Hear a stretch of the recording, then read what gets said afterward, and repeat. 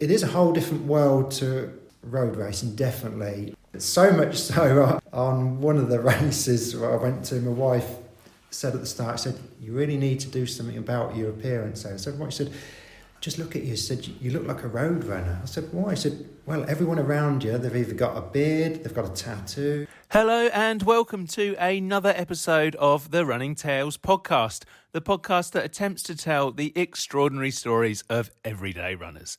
I'm Craig Lewis and today's guest is Ady Pendred, a latecomer to the world of running who's gone on to complete several sub-3 hour marathons and find a love of trail and ultra running, even if he doesn't feel like he fits in. Send us your beard growing tips, folks, and we'll pass them on. I spoke to Ady about how time isn't his be-all and end-all, his love of Lidl trainers, and how his body survived a predicted collapse at 50. But I started our conversation by asking him how he first discovered running. I used to play football early on in life and packed that up in my 20s, and actually didn't like running at all at school or any time up to about 12 years ago when I took one of my lads to Kettering Harriers.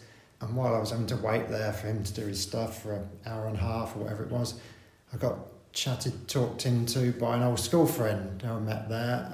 She persuaded me to go running after a couple of weeks because I still didn't want to go running. And something clicked. Yeah. So what was it she kind of said that got you go running? Oh, you need to get fitter, or you just need to do something now you're not playing football? Yeah, she just said, well, what's your choice, Ady? Go back home or go Tesco doing the shopping. So, yeah. Everything beats Tesco. I did Tesco once and yeah, I got it. So I went with her. I still didn't like it after the first one, to be honest, because they took me on about 5-6K and I was just had it. I guess I'd gone in jean shorts, I think. Just some trainers that I got and just everything I guess was wrong. But the second week I went again. I went and bought some just football shorts and something clicked. And I don't know what it was. I think I was seeing people at the front and ahead and thinking, well, if they can do it, maybe I can, yeah. But not realising actually they were probably half my age and doing it a lot better.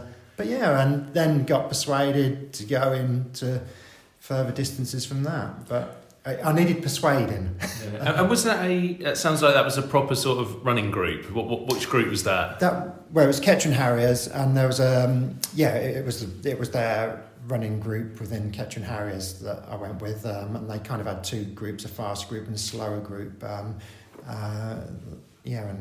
then I ended up joining Kettering Harriers. Yeah. Sadly, Amanda, who did all that. She helped out a lot there, did a lot of the coaching for the kids. Sadly, she died last year. So, yeah, it was a bit of last year was a bit sad in that way. But she helped me, my kids, and loads of others get into running. And I think these days you are quite involved with helping out yourself there and really being inclusive within the community and getting other people running. Yeah, I try and persuade other people if we can. I've got a little group I'm in, a little group we've kind of formed with a couple of mates, there's 4 of us, and we go out every Saturday, go running, and we got into swim running as well.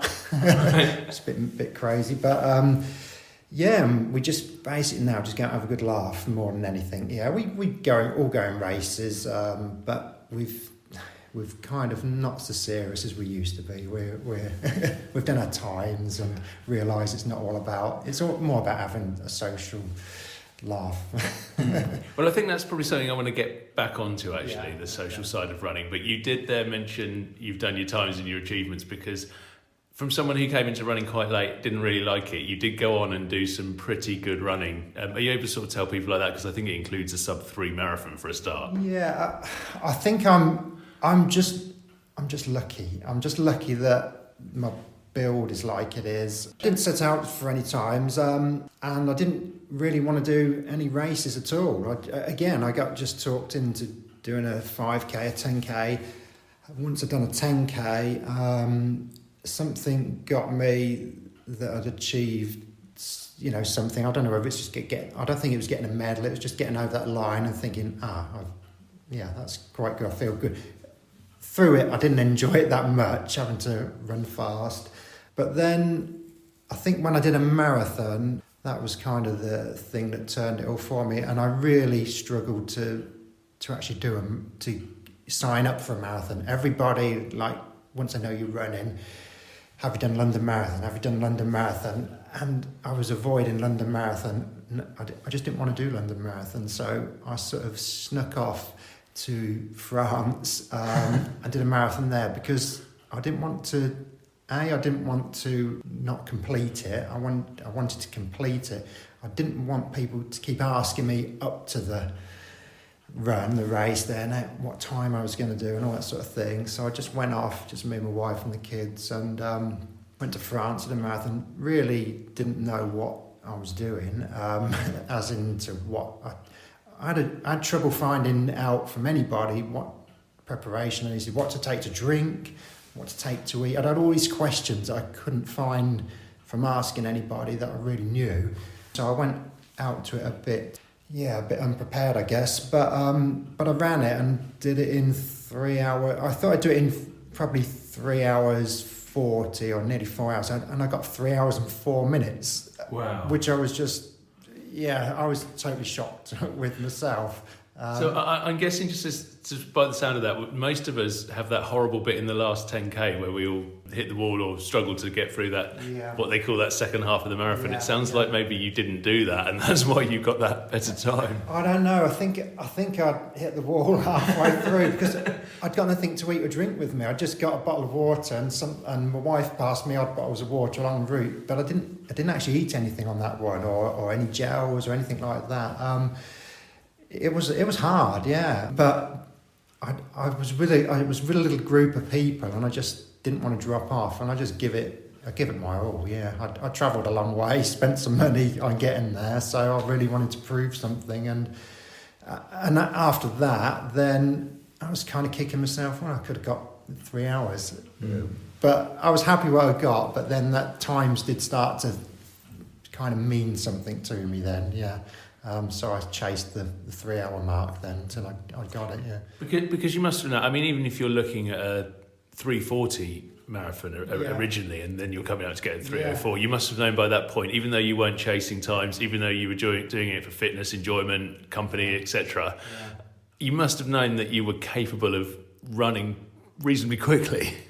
I thought, I guess in theory I knew I probably could do that, but I just didn't think it would happen. I thought something would go wrong. I thought I'd be injured, or and I didn't know. I had nothing. There was nobody to really talk to that I knew had done any marathons.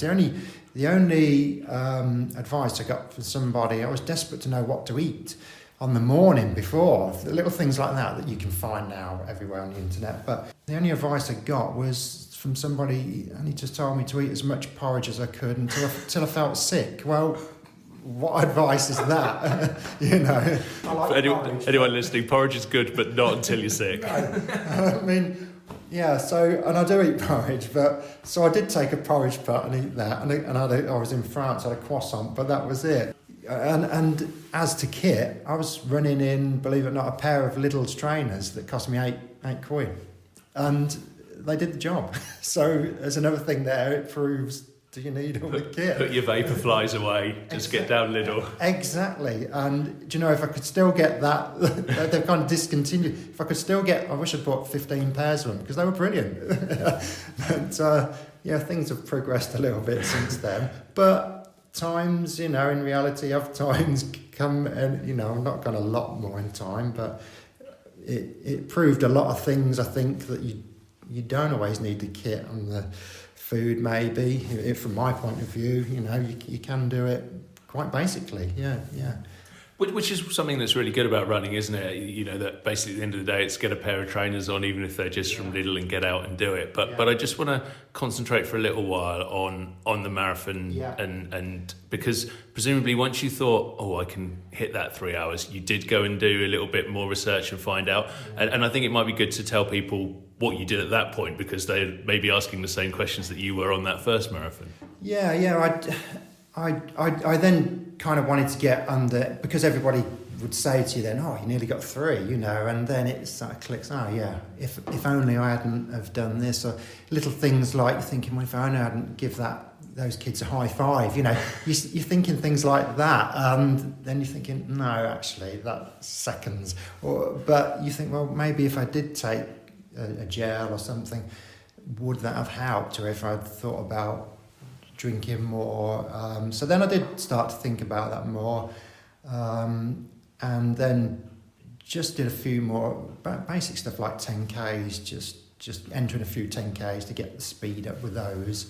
And not a lot more. I didn't change the kit a lot. I still ran in my Lidl's trainers for quite a few things, and progressed to actually then to decathlon trainers, which were fine for me. But didn't do too much more. I think I probably just paced it a bit better than I did before, kept my eye out for the pacemakers and tried to keep with them, or just in front. My way was just to keep in front of them, but I still made a few mistakes along the way. I think one of the next ones I did was Milton Keynes, and I made a big mistake there, running with the pacemaker, and I knew nothing. I didn't know what negative splits meant. Yeah, I just didn't know, and I just ran with the pacemaker and his little group. And they ran at a kind of a slower pace for the first half, and then they just said, right, we're going to push the second half. I think that's not proper pacing. You shouldn't be doing negative splits when you're pacing a marathon. No, he ran the first half, and they just sort of went off on the second half, and they just hit me, and I was just left, and in my mind just dropped, and I just thought, well, they've gone. And I really struggled with that one, but did it, but didn't get what time I thought I would. So from then on, I just decided, do you know what, I just do my own thing. Every time, and I still do it, I still run too fast when I go off on a marathon. I get caught up in the crowd, but I just go for it, and I just run until I start flagging. And I do flag in the last little bit, but then I just keep reminding myself, this is only for a little amount of time I've got to do this. I'm not here all day, hopefully.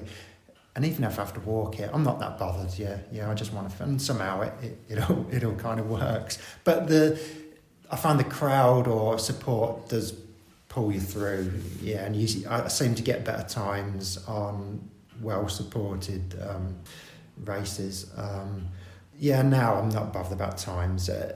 And I think that's a whole different thing when I realised at a certain age that I didn't need to chase times. Yeah, there's another little story I can tell you over that. I am going to move on to not worrying about times, but I just wanted to ask what it was like when you did finally smash that 3-hour barrier. Oh yeah, it was great. Yeah, it was really good. I can't remember where I did it, but I think it was probably Paris Marathon. I did it there. Yeah, I just couldn't believe when you come along and you see the time up on the clock there, and you're thinking, you don't think that's for real. You're thinking, well, maybe we were set off at a different time.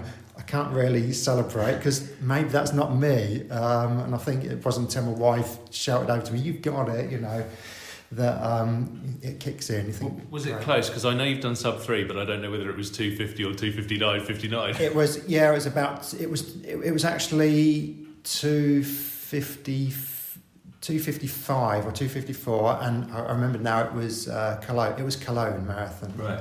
And I think I only did it because I ran with a guy there I'm now friends with, who's Belgium, and I ran a lot of it with him.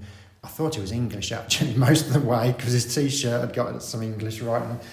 But yeah, I ran a lot with him, and together we sort of both got good times on that, and that was the first time. Yeah, that was the best time I'd got.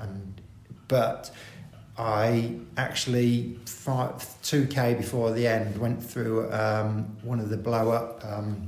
What I thought was actually the finish. I thought I was at the finish, and I was kind of celebrating already, and then realised that wasn't the finish. I'd got another 2K to do, so it was one where I dropped big time in the last 2K, and I really fought to get myself back.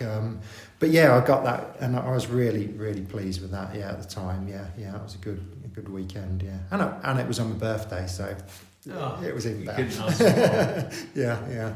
So it was good. Yeah. And obviously, once you'd hit that time, you'd done some other marathons and pushed for times and so on. But you these days, as we've hinted to a couple of times, you're a lot more about the community side of things and just going out and enjoying running. Was there a moment where that change clicked, or was it just a gradual thing? When I got to 50 years old, I'd been reading a lot that when you get to 50, that everything kind of goes, downhill. That's what I believe from things I've read, little things, whether it was just in my mind, that your muscles start to deteriorate, all these things. And I just thought, once I get to 50, that's it. Time's going to drop. Let's just forget times and just enjoy it. So that year, my wife had actually challenged me on my 50th year to do a marathon every month in a different place. A, because she knows I like to run it, and B, I think she just wanted to go to different places herself to visit, and it works for us, so we did that. So we went a place in Europe, all over England, doing a marathon a month, which was strange, because you don't know how to fit training in between, so I ended up running 2 marathons a month, because I was doing my own one, plus the official one, and then I just forgot times with that. I thought, when I'm 50, forget times, Ady, just go out and run it. Summer times for the marathons were, some were under, some were over 3 hours, so I just wasn't bothered. I was just trying to complete and trying to go through it without being injured. That was my main concern. So that year I did all those. Then the following year, I thought, right, that's it. Now just do races as they come, just enter things and forget times. Didn't look at... It was the first time I'd bought I hadn't even got a watch now. I was doing everything on phone, recording runs on Strava. So the following year, I think I had a London Marathon then, and bizarrely, I got my best time ever at London Marathon the following year. And any races I did that year, I got, I think, my best times. I'm not sure why, whether it's anxiety that just builds up, relaxed, not worrying about it. And I told myself that year, I'd done London a couple of times already, and I've not actually looked around. People had said, what about when you went through, and you saw the Shard? I didn't see anything. I didn't see anything on those races. I was looking down, ahead. I was so just very quickly, and she'll kill me for telling this story, but my wife and I did the Edinburgh Marathon, and I don't know if you've done that one, but you may remember that you go along a big long path, and then you sort of come into this area. It's like a manor house, and you go past this huge manor house. You literally run under it, and at the end, we were talking about various bits on the race, and I said to Michelle, what did you think of the manor house? That was pretty impressive. And she went, what manor house? It's literally impossible to miss, so it does happen. Yeah, exactly. Yeah. So with that, I kind of said on that one, I'm going to look around. I looked around, enjoyed it at the start. People were fussing about times, asking me. I said, I just want to finish it. I've no desire to get any time. It'd be great if I can get near 3 hours. But yeah, I just ran around just with a standard watch on, didn't have my phone. And got my best time ever on that one. So, and then quite bizarrely, 2 weeks later, I went out to Belgium with my son, just for a bit of fun, to do the Great Breweries Marathon. He did the half and I did the marathon there. And I was, I think, 1 or 2 minutes away from my London time on that, and it was more of a trail run. And that was like a few weeks later when I was still feeling it. So yeah, I think it probably proves a lot of things wrong about everything I was doing. And just makes you think, just to go out, really enjoy yourself. Yeah, and that's what I try and tell other people. Just don't worry about times, and when it comes down to it, what are you doing it for? Yeah.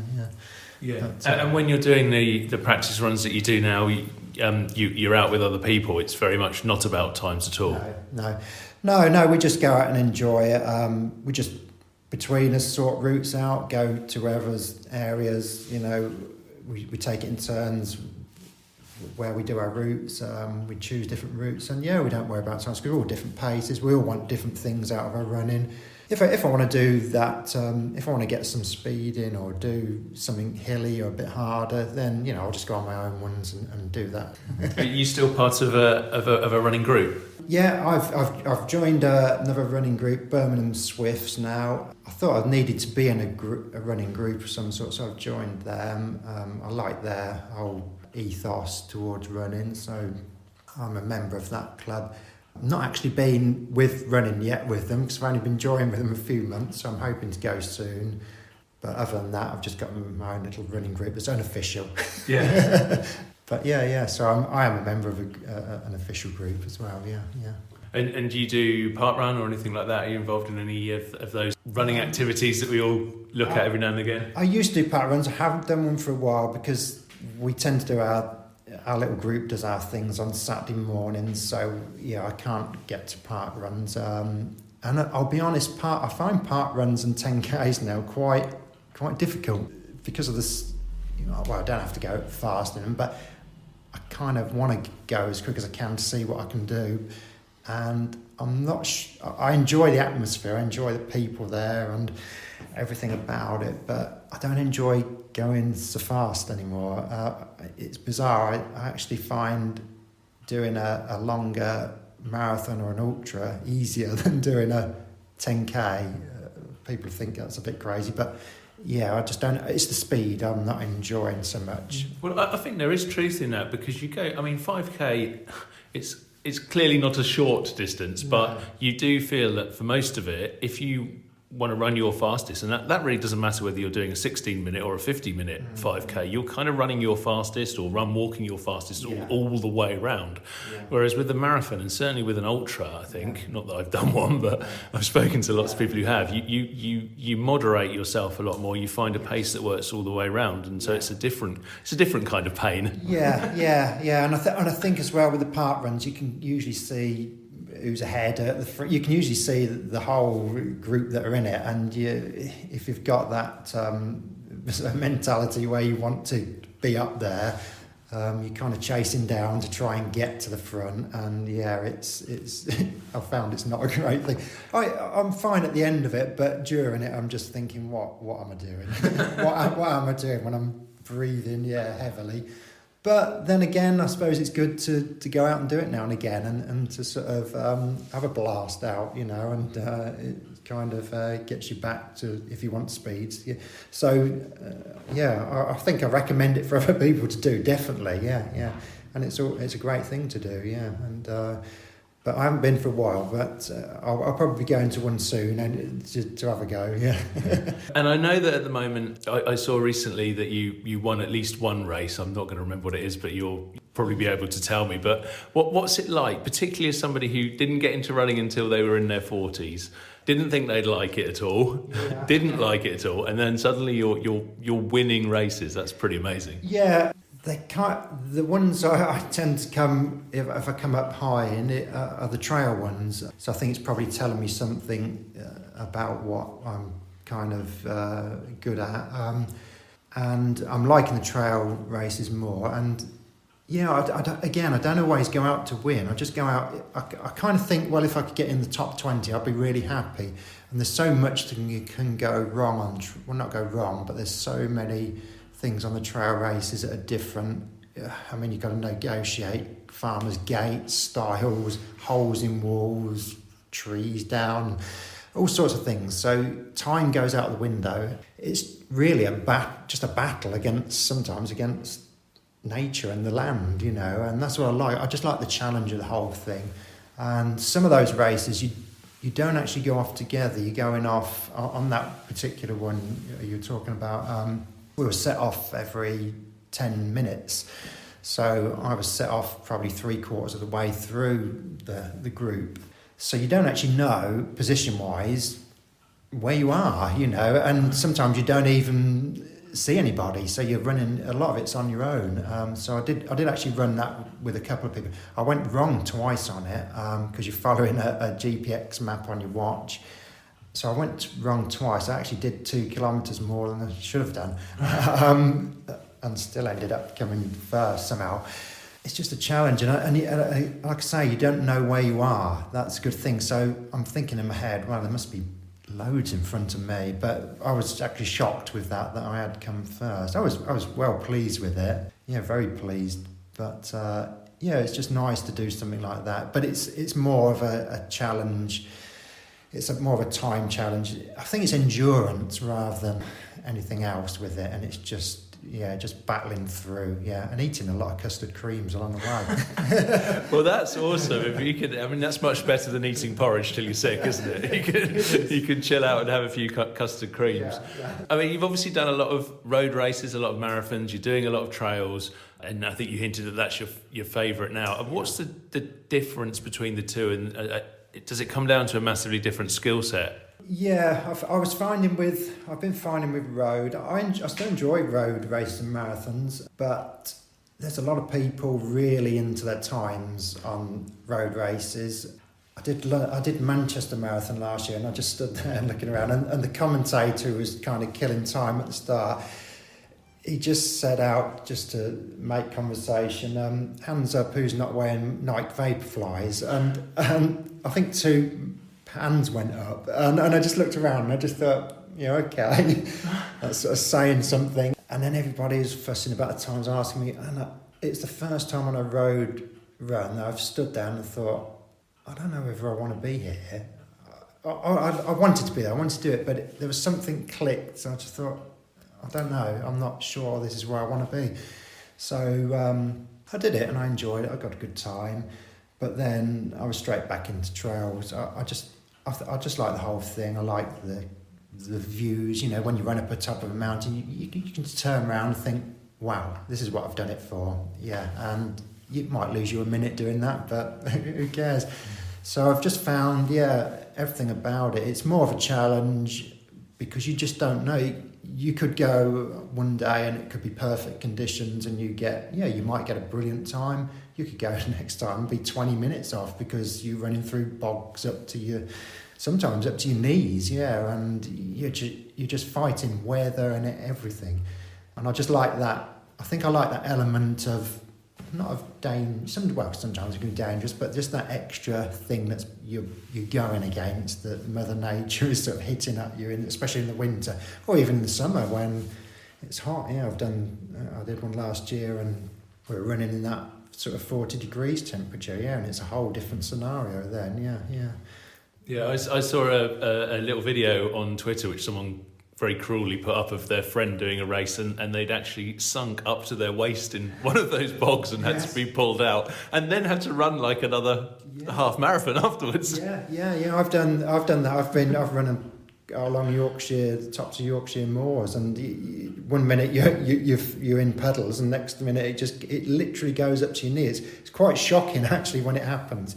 And I've fallen down gullies and ditches, and sometimes thinking I've broken a leg or my back. Yeah, so you've got to be careful with it, and it is a whole different world to road racing, definitely. So much so, on one of the races I went to, my wife said at the start, she said, "You really need to do something about your appearance." I said, "What?" She said, "Just look at you." She said, "You look like a road runner." I said, "Why?" She said, "Well, everyone around you, they've either got a beard, they've got a tattoo." Well, I was going to say, Ady, you have no beard at all. You were really letting down the trail and ultra community. You've got no bandana. You just don't look cool. And thanks very much. And I have a laugh with people about that, and it's pretty much true when you look at it. But I've still not got a tattoo or a beard. But I'm still, and sometimes I've been to those races, and I've been to some kind of the fell and trail races, and they hear your accent and ask where you're from, and they kind of jokingly laugh. "Oh, you're from the flatlands, and how do you train for the hills?" Well, we have got a few hills here that I can train on. And I've even had them look at my shoes saying, "Are you sure you've got the right shoes to run up here?" And it's a bit of banter goes on as well. Yeah. But it's good. Yeah, but it's kind of I find it a different. Almost a different world, a bit like road biking to mountain biking. There's a difference. I think there's a road running and a trail run, definitely different, and they have a different sort of attitude to doing it. Times just don't really matter. It's just about completing a thing, yeah.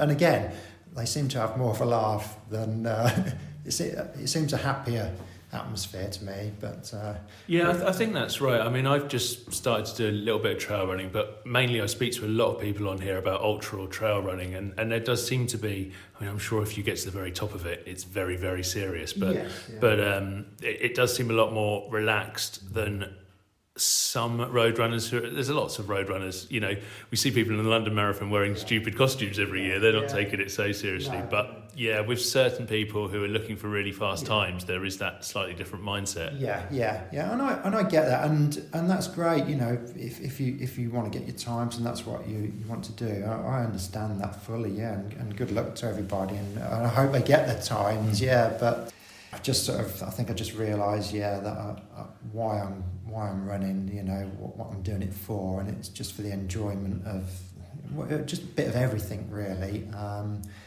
And trail running has become the thing to do for me, definitely. Are there any challenges left? I mean, obviously the challenge at one point was to get that sub-3 marathon. You're doing very different stuff now, but are there perhaps races or distances that you've got your mind on, or some of these trails are like 2 or 3 day challenges? Or I like doing ultras. That's my thing at the moment. Anything more than a marathon I enjoy. I'm not sure I could do the big long 2 or 3 day things. I don't know whether I'm built for that.